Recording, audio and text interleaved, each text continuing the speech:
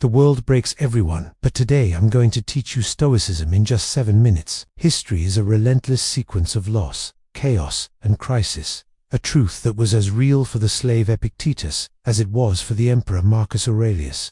In every era defined by overwhelming external forces, plague, political treason, or existential dread, the ancients didn't seek comfort.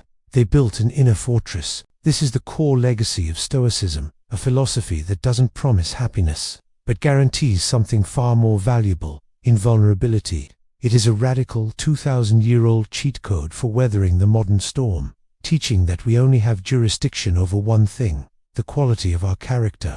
Those seeking true resilience, from high-performing leaders to anyone facing hardship, turn to Stoicism to reclaim the only freedom that matters. This essay posits that Stoicism offers a radical path to tranquility by providing a practical and enduring ethical framework, centered on the absolute principle of the dichotomy of control, the non-negotiable pursuit of the Four Cardinal Virtues, and the consistent application of daily reflective practices. The sovereign territory. The dichotomy of control, the foundational principle of Stoicism, articulated most clearly by the philosopher Epictetus, is the dichotomy of control. This concept is revolutionary in its simplicity. Some things are up to us, and most things are not. The things that fall within our sovereign territory are our judgments, opinions, desires, and actions. Everything else, the weather, the economy, the opinions of others, natural disasters, and the irreversibility of the past, is external and beyond our power. The vast majority of human frustration and suffering, according to the Stoics,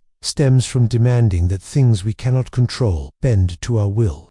We waste energy fighting reality. Stoicism reclaims this wasted energy by teaching us to redirect our focus entirely to our internal state. The external event is merely an external stimulus. Our response to that event is always, without exception, an internal choice. By focusing all effort solely on the quality of our response or judgment, and our character, the individual becomes mentally invincible and impervious to external misfortune. The moral compass, the Four Cardinal Virtues. Once the boundary of control is established, Stoicism provides the map for living. The Four Cardinal Virtues. For the Stoics, virtue, defined as excellence of character, is the only true good, and therefore the only necessary condition for a fulfilling life. Everything else, such as health, wealth, and reputation, are merely preferred indifference, valuable when present, but irrelevant to one's moral goodness. These four pillars form the complete ethical guide.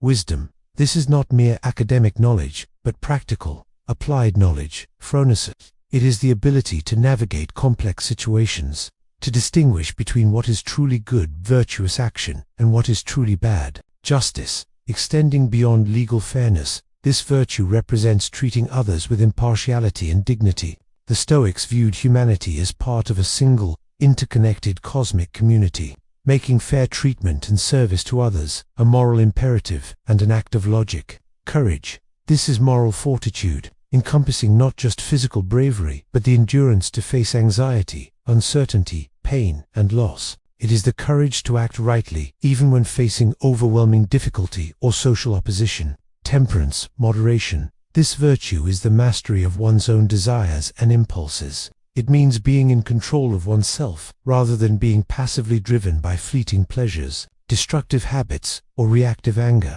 The virtues are the internal scorecard of the Stoic. Because they are always within the realm of the dichotomy of control, a life dedicated to them guarantees moral success, irrespective of life's external chaos. The philosophy of acceptance, time and fate. Two powerful Stoic concepts govern our relationship with time and destiny, providing motivation and perspective. Amor Fati and Memento Mori. Amor Fati translates to love of fate. The philosophical endpoint of the dichotomy of control is realizing that since external events will happen, the only logical and profitable stance is to embrace them. Marcus Aurelius encouraged us to accept everything that happens, not just to tolerate it, but to love it as the exact raw material needed for the practice of virtue.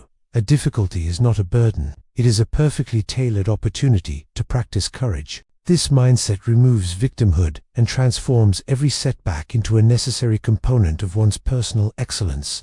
Memento Mori is the Stoic corrective against procrastination and distraction. Seneca, the Roman playwright and philosopher, used this reminder not to incite morbidity, but to instill urgency.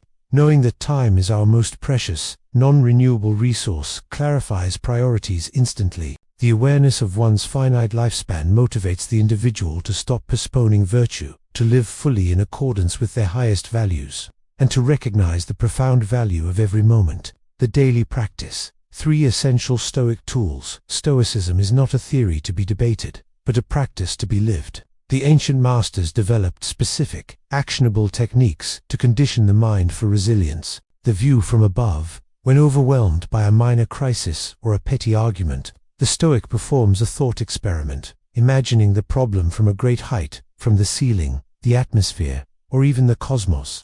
This exercise immediately shrinks the problem to its true, negligible scale, reminding the practitioner of the vastness of the universe and the brevity of their own life. Premeditatio Malorum. This technique involves intentionally and calmly rehearsing worst-case scenarios, imagining the loss of wealth, health, or reputation.